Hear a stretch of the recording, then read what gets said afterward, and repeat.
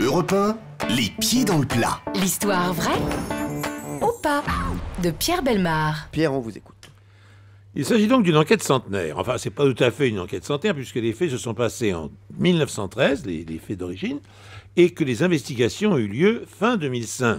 Enfin, il n'empêche qu'il n'est pas fréquent d'élucider un crime 92 ans après. Et c'est d'autant plus notable que l'histoire a eu lieu à la Mure, dans l'Isère, et que ce sont des gendarmes français qui ont accompli cet exploit. Tout commence en avril 2005 lorsque des spéléologues découvrent un squelette dans une grotte près de la Mure. Ses vêtements ont disparu, mais il reste près de lui une pipe et des pièces de monnaie datant de 1913. Bien sûr, s'il s'agit d'une affaire criminelle, ce qui est d'ailleurs pour les gendarmes sans aucun doute, il y a prescription. Les gendarmes décident de faire quand même une enquête.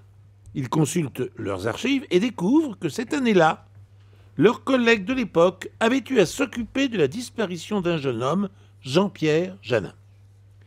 Les gendarmes de 2005 ont de la chance, la famille Janin habite toujours la Mure.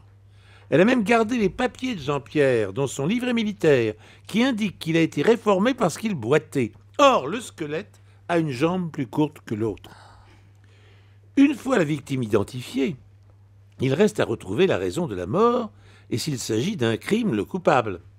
Et il semble bien que ce soit un crime car, toujours selon les archives, la rumeur publique accusait à l'époque Simon Gillot, un berger qui était amoureux de la même femme, d'avoir éliminé son rival.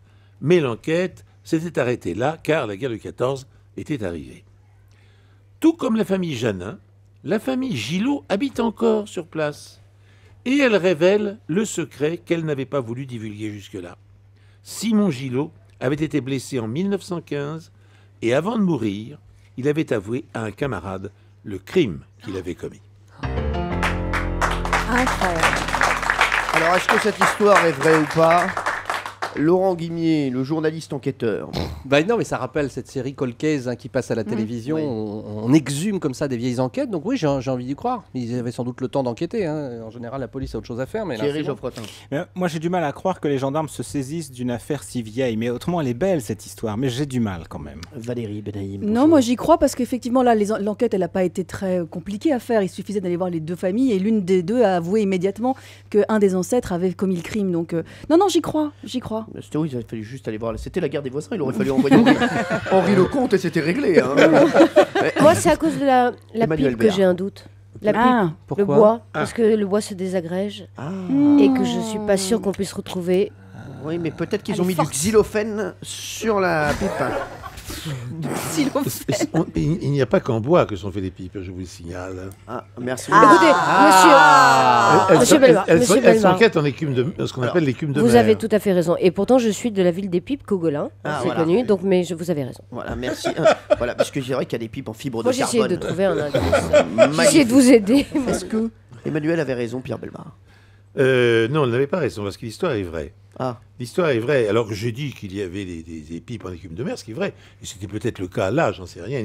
Nous n'avons pas la précision, de toute façon. Mais ce qui est vrai, c'est que les gendarmes ont fait cette enquête tout simplement parce qu'ils connaissaient bien la région et qu'ils savaient qu'il y avait des descendants des deux familles. Donc ce serait relativement facile, Bien sûr. surtout qu'il n'y avait pas de grand danger puisque le criminel était mort. Prescription de toute Il y avait façon. prescription de toute façon. Mais c'est intéressant d'avoir refait quand même cette bien enquête. sûr.